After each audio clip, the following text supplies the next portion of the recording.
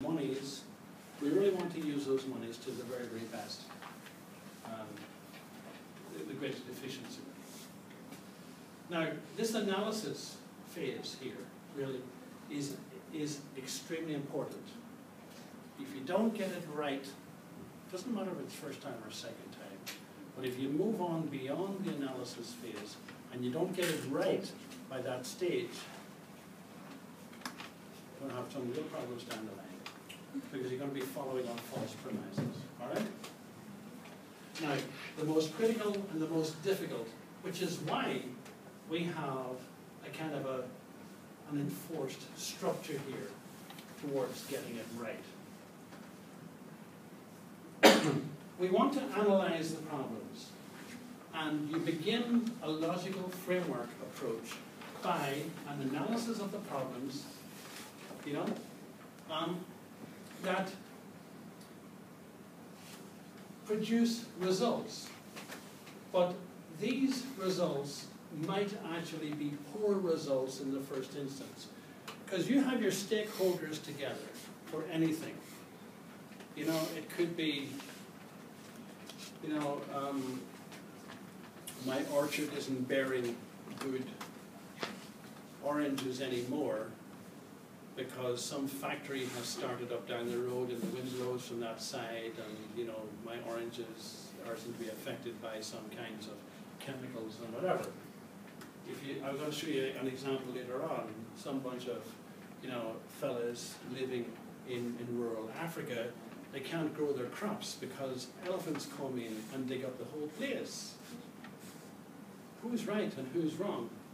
But beginning an LFA with an analysis of problems can sometimes produce poor results, or negative issues to begin with. And that was one of the criticisms of this.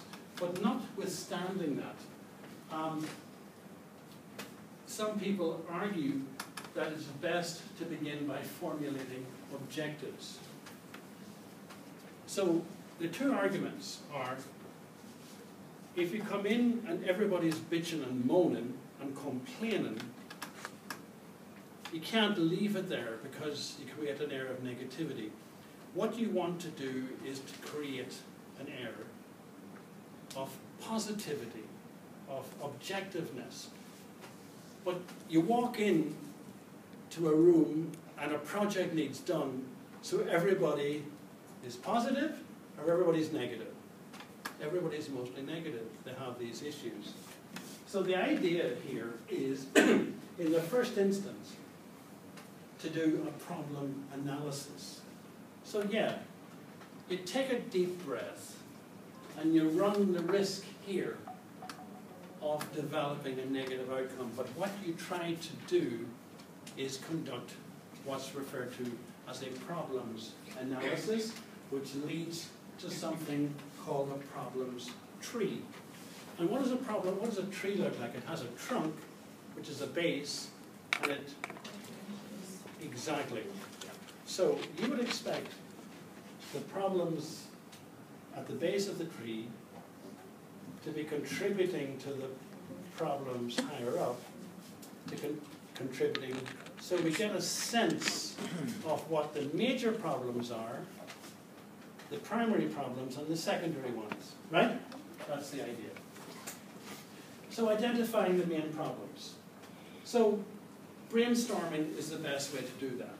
If all you guys were, kind of politicians and residents, for example, of Monacommons, and project people, and IMF people, and American Development Bank people, you bring it all together, and we talk about brainstorming.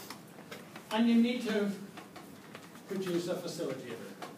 Some guy who's going to end up banging the table, and then hopefully he doesn't end up banging the side of his head with the same mallet because he can't get it to work. It's really best to agree on some rules here. In other words, no foul language, no licking down anybody, no cussing, no jumping up, no talking out of turn, put up your hand. Believe me, this is what's required in these sorts of meetings. Not everybody is as well behaved as you guys tonight, all right? And the idea is that, listen, all ideas are acceptable. You're allowed to say what you think is the situation without argument. You don't have to argue the point. Say what you want to say. On the other hand, the facilitator here should really try to aim, you know, for quantity rather than quality. That seems to go against the grain of a university student, doesn't it? It goes against the grain. All right? But guess what? For these sorts of meetings, whenever you want to hear the main problems, you can't be telling somebody, Chuma, that don't make no sense, and he make more sense than you do. How's he going to feel?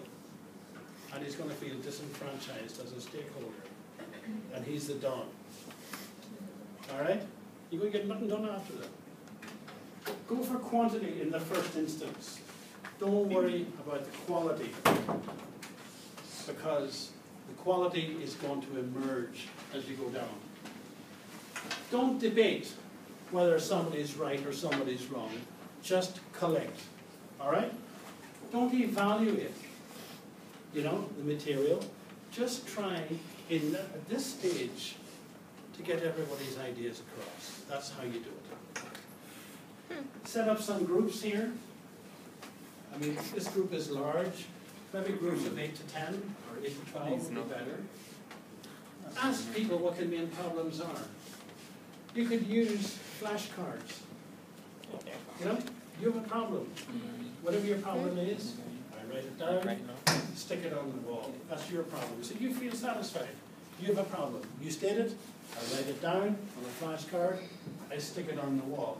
That's how these things work. That's how they work. Now, so we have all of these things. The moderator, on the other hand, a lack of knowledge is sometimes what, you know, some like 50 plus individual in a community, and he's thinking back and saying, boy, these young people, they don't know nothing, man. They don't really understand the thing. And that's the problem. That's the problem. And that's the main problem. They don't really understand what's going on. But that's really not helpful.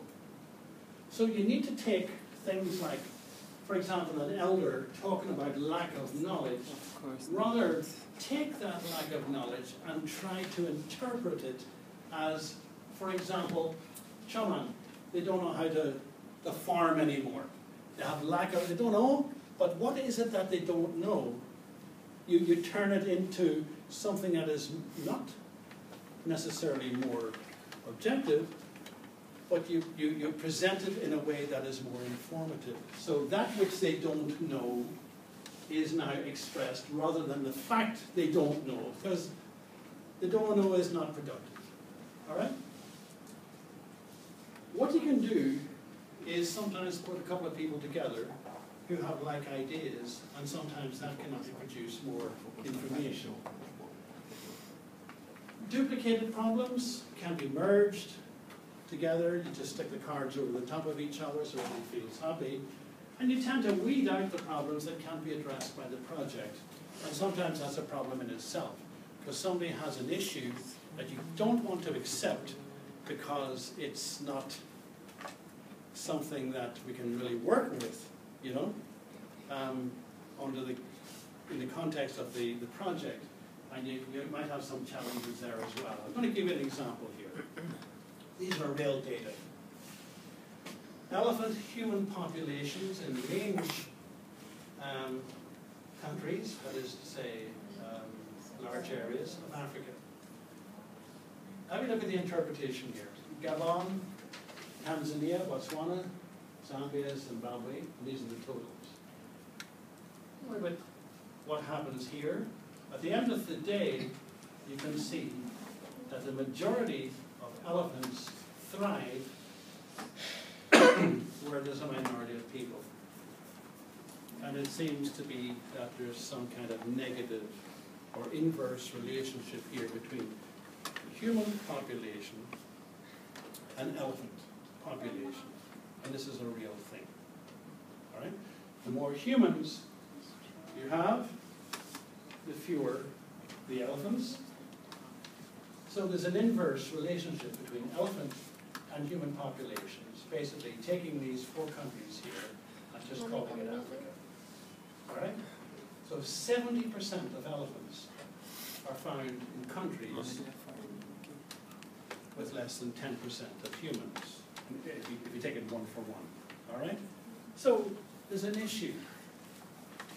So let's go into that community and see what's going on. These are our flashcards I just put up. All right? And these are what the fellows are saying. They're saying there's a monopoly of seed trade. You stick that up. I don't know what that's got to do with anything, but that's somebody's opinion. You put it up. There's overpopulation by people. You put it up. A decreasing number of varieties of maize. That's important to somebody. You put it up. There's a decreasing number of elephants. You put it up. There is an issue with hunting and poaching. Put it up. There's a real issue here between humans and elephants. The elephant usually wins, by the way. You put it up. There's inadequate legislation, or maybe there's legislation, but there's probably inadequate enforcement. That may be an issue. Put it up. Somebody's going on bad in the back. Somebody down there is yapping on about pesticides. Put it up. And somebody's saying, oh, well, I think the whole thing's got to do with loss of diversity, smoking their cigar or whatever, and you put it up. So these